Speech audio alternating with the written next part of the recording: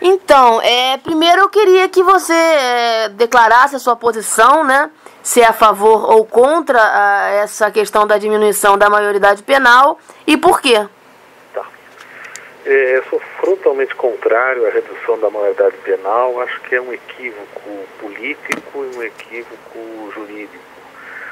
Na verdade, é praticamente uma insanidade. Do ponto de vista político, é muito ruim. A gente tem um sistema prisional que é horrível e o que a gente vai fazer aí é recheá-lo de jovens em contato com facções criminosas aí. Do ponto de vista jurídico, é um grande equívoco. Parte de uma premissa errada, que é que existe impunidade. Não existe impunidade nem no país. Nós temos mais de 500 mil de presos, como também não existe na área da infância e juventude, que tem medidas que se aproximam muito da pena, que são internação e semi-liberdade.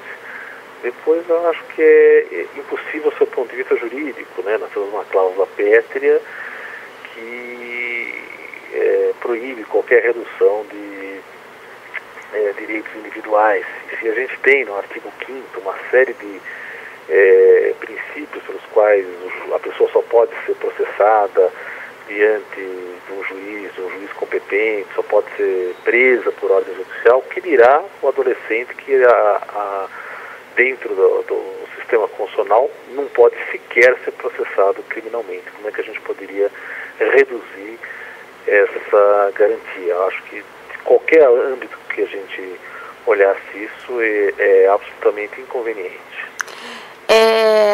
Você acredita, você falou na cláusula pétrea, né? A cláusula pétrea da Constituição que impediria essa diminuição. Você acredita que de repente, chegando ao STF essa questão, o STF vai declarar uma inconstitucionalidade? Você acredita que é realmente inconstitucional a questão da redução da maioridade penal? Eu acredito que é inconstitucional, que a gente tem uma proibição de retrocesso, inclusive pelos termos da Convenção Americana. Se o STF vai declarar isso inconstitucional, aí já não temos como saber, né? A gente tem visto pelos últimos anos a dificuldade de resistir à pressão, principalmente uma pressão midiática. Então não dá para saber exatamente o que vai ser, até porque a configuração do Supremo tem mudado ao longo do tempo. Eu confio que se eles analisarem bem a questão, eles vão chegar nesse ponto. Mas, enfim, não é possível ter essa certeza absoluta, né? A gente já ouviu, de alguma forma, declarações em sentido contrário, né? Principalmente de ex-ocupantes do STF, enfim, o Carlos Veloso no sentido de que é possível, o Aires Brito no sentido de que não é possível. Acho que é uma questão que, dentro do direito, muitas questões são discutíveis, né? É difícil você dizer, olha, essa questão não cabe nenhuma discussão. São raríssimas as questões em que isso pode ser colocado, mas a par da pressão muito forte, eu acho que essa medida ela se insere dentro daquilo que nós chamamos de populismo penal. Quer dizer, ela não vai ter nenhum reflexo sobre a criminalidade, mas as pessoas podem dizer para os seus eleitores, olha, nós resolvemos isso. Há uma forte pressão da mídia nesse sentido, de fortalecimento cada vez maior de um Estado policial.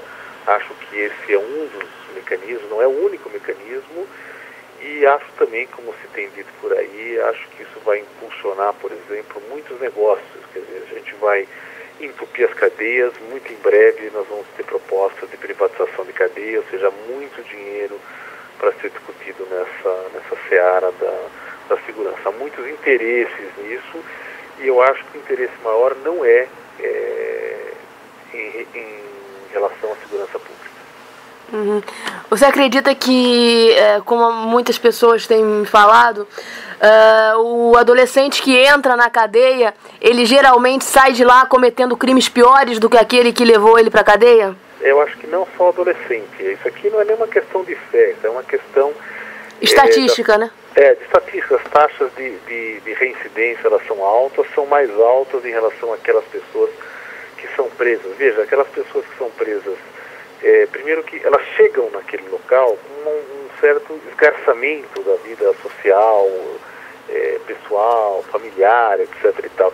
Depois que saem, a chance de você recuperar é muito pequena, porque o egresso tem muito pouco espaço dentro da sociedade, né? O concurso público não quer, o privado também não quer, e hoje em dia é uma realidade que existe, não dá para fechar os olhos. Quem comanda o sistema prisional dentro das cadeias são as facções criminosas. Então a pessoa, quanto mais tempo ela fica lá, mais ela sai devedora daquilo. É por isso que quanto mais aumentou as penas, por exemplo, na época dos crimes hediondos, na década de 90, onde as penas se tornaram mais rigorosas, o resultado não foi uma diminuição da criminalidade, foi um aumento da criminalidade. E os crimes passam a brotar de dentro das cadeias. Então isso, na verdade, o que a gente vai estar fazendo é apagar fogo com querosene. A gente está jogando mais gente para isso. Eu acho que a gente tem que usar a prisão na exceção, e o que as pesquisas têm demonstrado hoje em dia é exatamente o contrário. Nós estamos usando a prisão como regra, a prisão provisória como regra também. De fato, que essa pesquisa recente, que saiu o mapa do encarceramento, nos últimos 7 anos, a gente cresceu 74% do sistema prisional. E ao passo que a população cresceu um pouco mais de 7, ou seja, estamos fazendo isso 10 vezes mais. Para terminar, eu queria que você comentasse o que você acha que, com relação às políticas públicas do Estado, o que deixou de ser feito e que deveria ter sido feito, né, e que causou essa situação que hoje se vê de enfim, se mostra, pelo menos a mídia, né, amplia sempre a questão da criminalidade aqui no Rio de Janeiro e em outros lugares, outras capitais do Brasil. O que poderia ter sido feito e que não foi feito para evitar a violência como está hoje? Bom, primeiro só fazer um parênteses aí com relação à mídia e às estatísticas. O que a mídia projeta é um sensacionalismo, não tem a ver necessariamente com estatística, né? Então, quando ela te fala, olha, ela te mostra um crime praticado por adolescente 20 vezes, não quer dizer que os crimes praticados por adolescentes estão em constante crescimento. Ele trabalha muito com a ideia da sensação, né? Para trazer a sensação da impunidade, a sensação da insegurança, e esse medo é que faz as pessoas quererem sempre aumentar essas questões prisionais, policiais, esse medo provocado, mas não é um medo provocado pela estatística, é um medo provocado pelo sensacionalismo. Um exemplo claro aí, ficou até grotesco isso, é o Rio de Janeiro querer proibir o porte de faca, quando a estatística mostra que o Rio de Janeiro foi o estado onde menos a faca foi utilizada para a prática de crimes contra a vida. A estatística diz uma coisa, mas um fato repetido inúmeras vezes diz outra. Só um parêntese, porque como eu moro no Rio de Janeiro e eu às vezes vou para outros estados e tal, e as pessoas, eu não vou para o Rio de Janeiro, eu tenho medo de ir para o Rio de Janeiro e tal. Mas eu tenho uma sensação de que não é que o Rio de Janeiro seja mais violento que os outros estados, é porque as coisas que acontecem aqui no Rio de Janeiro parece que tem uma divulgação, uma ampliação na mídia muito maior, ou não? Sim, lógico, basicamente por causa da TV Globo, né, que passa aí, o Rio de Janeiro é o centro do país, porque é a sede da televisão que passa, como passa em São Paulo também. E se bem que o que tem acontecido com a criminalidade nesses últimos anos é aumento da criminalidade no Nordeste, até pelo aumento, né, aumento de renda, né, o desenvolvimento foi maior, enfim, era razoável que isso acontecesse. Mas o que é curioso é o seguinte, todo esse aumento de criminalidade que se fala vai contra a ideia de tornar mais duro o sistema penal, porque o sistema penal foi tornado mais duro com a lei dos crimes hediondos, tem se tornado mais duro com frequência, e a resposta é absolutamente nenhuma. É como se o direito penal fosse aquele produto que quanto mais ele falha, mais ele ganha prestígio, quer dizer, e não deu certo aumentando. O que a gente faz então? Então aumentar um pouco mais. Não vai dar certo, depois aumentar um pouco mais. Então a ideia é isso. E é mais barato você jogar esse direito penal, você faz demagogia, mas não faz políticas sociais, eu não preciso fazer. Então eu tenho que ficar me preocupando, por que o adolescente está fazendo isso? Então está faltando escola, está faltando oportunidade, está faltando lazer, está faltando amparo social, tem uma série de coisas. Mas não, eu falo, bom, já que ele fez, então eu transfiro todo esse problema social e mando para o problema da polícia. E pronto, já resolvi o meu problema. Então acho que é essa a questão de você se desonerar. Quer dizer, quanto mais você coloca dentro da seara criminal, mais o Estado se desonera das políticas sociais. Então, acaba sendo uma coisa mais demagógica, né, de você deixar de cumprir as suas políticas públicas, que podem fazer, por exemplo, através da educação, através do esporte, que é muito pouco desenvolvido, né, o que a gente tem aqui. Vamos fazer uma Olimpíada aqui no Brasil, que tem de esporte dentro de áreas públicas, aí é quase nenhum, né? A gente faz, cada um faz o seu, aquele que já tem... É até interessante isso, nós vamos ter as Olimpíadas e quase não se fala. Tá há um ano das Olimpíadas e não se fala praticamente nos esportes, mas nos esportes olímpicos, né?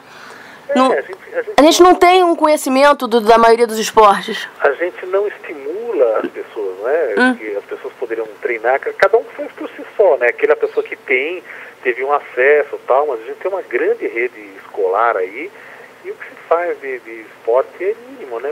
A população brasileira é tão grande, ela deveria ser recompensada com muitas pessoas, um índice maior de pessoas indo ao esporte, né? Até porque também é um canal de realização profissional, enfim, tal.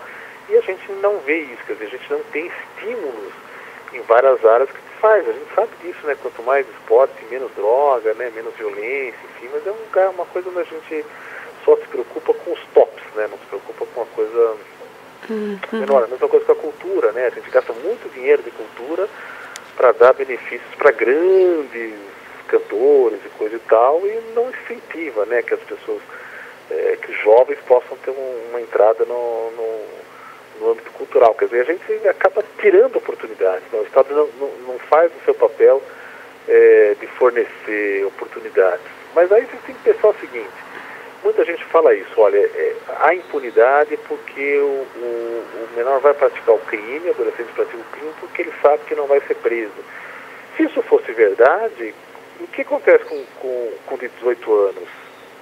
Ele sabe que vai ser preso e pratica do mesmo jeito, não reduziu o crime por causa disso. Seria bom se fosse isso. A gente diria, bom, quando completarem 18 anos eles param de praticar crime, mas não é verdade, é uma mentira isso. Quer dizer, o medo de ser preso não reduz a criminalidade, né? Não, essa ideia gerencial de que você comete o crime porque é impunidade. As pessoas não vão praticar o crime porque é impunidade e não deixam de praticar o crime porque é punido. Eu e você, não, a gente não... eu não vou matar porque se eu matar eu vou ser preso. A gente tem uma série de barreiras éticas, culturais e outras circunstâncias que não nos levam ao crime. Outras pessoas têm mais esgarçado isso, as pessoas acabam indo para o crime. Mas é muito rasteiro essa coisa gerencial de falar o seguinte: olha, o crime acontece porque há impunidade, logo quando a gente aumentar a punição não vai ter crime. É uma ilusão isso, é uma ilusão. O que a gente tem visto no Brasil foi o contrário. O hiperencarceramento no Brasil, ele turbina a lei dos crimes hediondos. Aquele discurso que a gente via muito isso no final dos anos 80, começo dos anos 90, que a prisão é um hotel de luxo, a gente não pode dar mordomias, não sei o que. Então, o que se faz, o que acabar fazendo isso, é que a gente, dentro do sistema prisional, traz presídios insalubres, perigosos, sem condições, e quem dá os benefícios do sistema prisional são as facções criminosas, são eles que comandam. Está praticamente terceirizado para isso. A gente o Estado cria dificuldades que as facções criminosas vão dar segurança, etc. e tal, vão vender as facilidades. Só que a pessoa que passa por isso, quando ela sai, ela está devedora. Então não adiantou ficar na cadeia e dizer assim, bom, você foi punido, logo você não vai praticar crime. Exatamente ao contrário. É porque ele entrou lá. Quanto mais a pessoa está sendo presa, mais o crime acontece. É o contrário. Entendi. Olha, doutor...